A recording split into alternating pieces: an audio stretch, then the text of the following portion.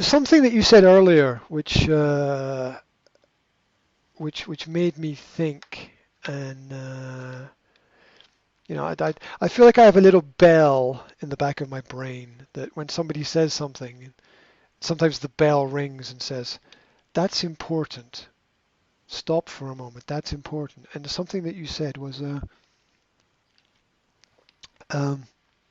you said you can't do things for people that they won't do for themselves, which is one of those general phrases or sayings in life that I have used myself, and I know other people have used. But I'd like to push back and challenge on this idea a little bit because I think everything that's automatic can be challenged a little bit. Because whether we are successful or not in our challenge, what's automatic will remain. And so we're not going to hurt the idea if we challenge it. But as a thought experiment, um, you can't do things for people that they won't do for themselves. Consider this. Mhm. What if what if you have to? You have to do something for the other person that the other person is not able to do for themselves.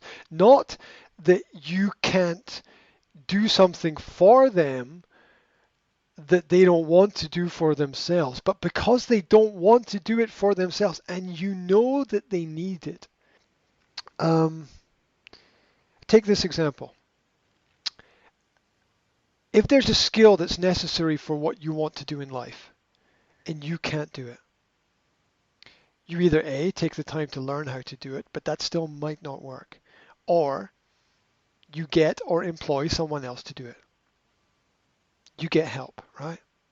You can't do it yourself. You need somebody else who has the skill or the ability or the knowledge. You Mhm. need outside help. Now, Okay. whether you get the outside help or not, you still need the outside help. Mhm. Therefore, the idea that you can't do things for people who won't do those things for themselves could be flipped, and you could argue that if your partner won't do what they need to do for themselves, and you know they need to do it, and you know they're not going to do it. Let me be clear about this. You're not forcing anyone to do anything. Mhm. You are doing the activity for them. Mhm. See the difference?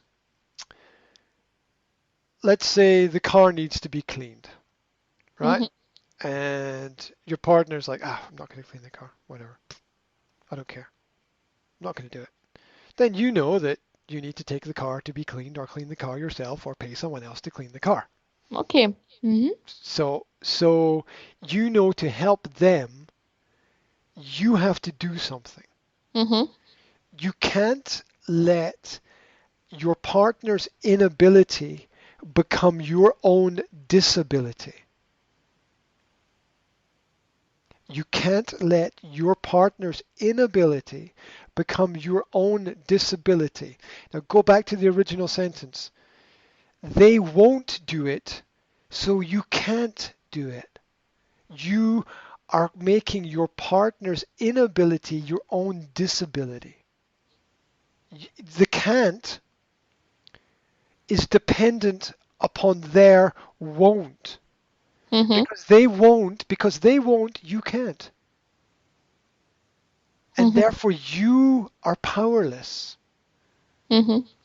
And all positive management in relationships comes from empowering yourself, giving yourself the opportunity to to change something, not being passive, being active about the situations in the relationship.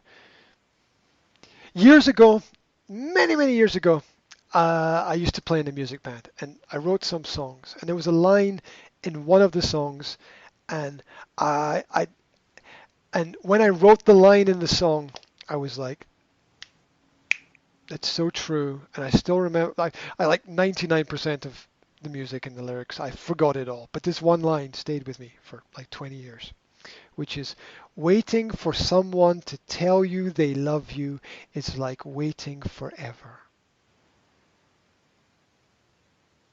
You can't wait. You have to go out and tell them that you love them and live with whatever consequences happen. If they Mhm. tell you back they love you, great. If they don't tell you back they love you, great. If nothing happens, great. If everything happens, great. But you can't paralyze yourself because other people are not doing what they need to do for themselves.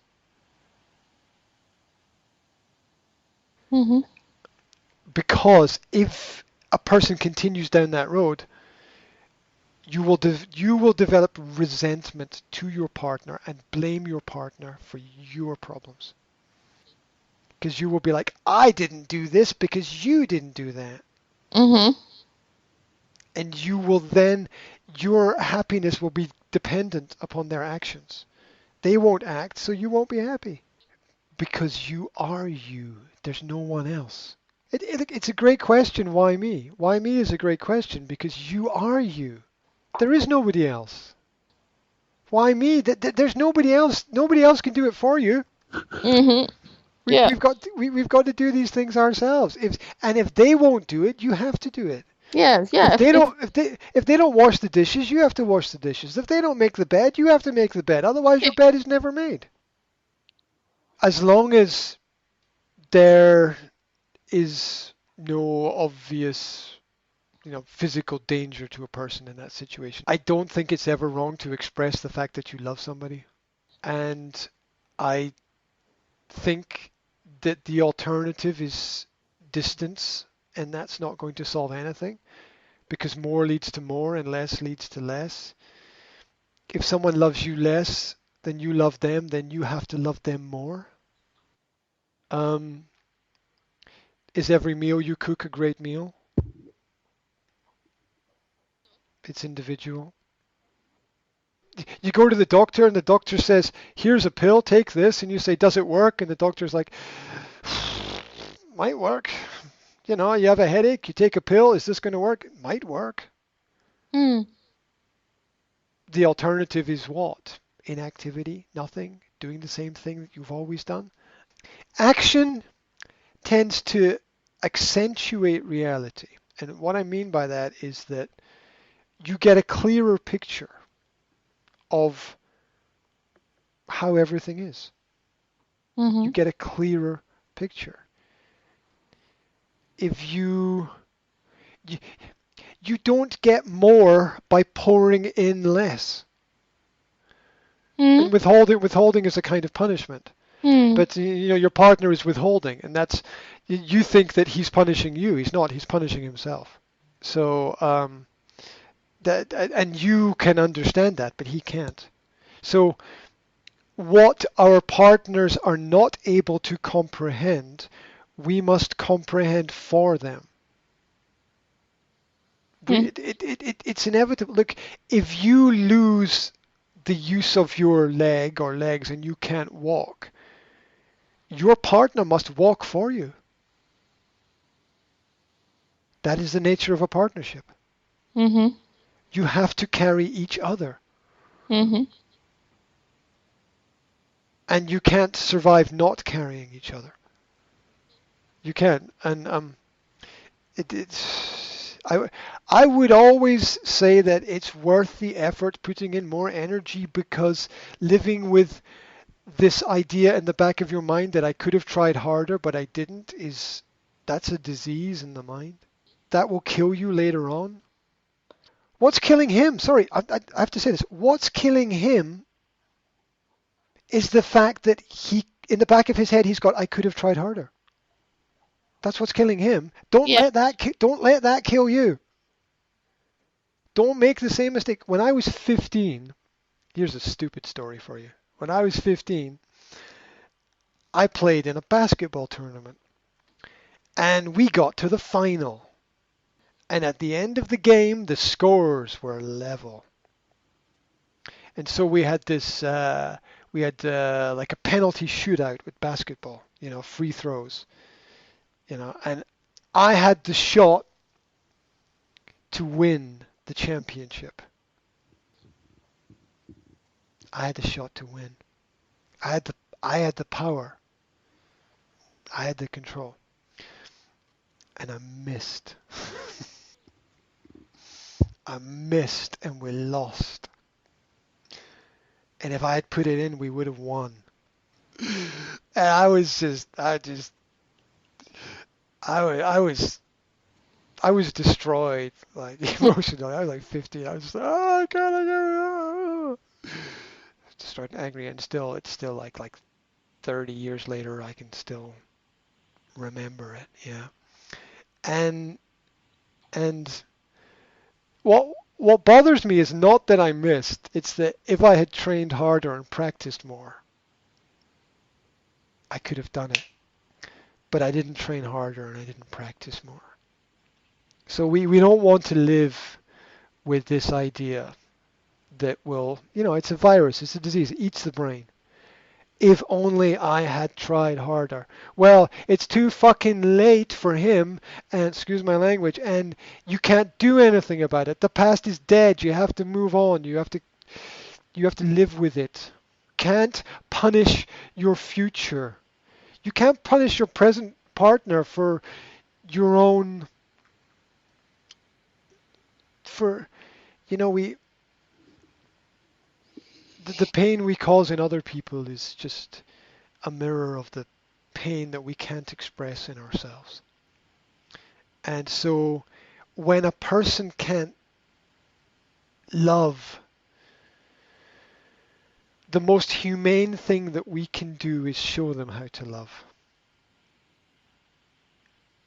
Yeah, we can't force other people to do things that they don't want to do, but in relationships, sometimes that forces us to do for them what they cannot do for themselves. And it will only accentuate reality, which is it will make everything more clear and put everything in more perspective. And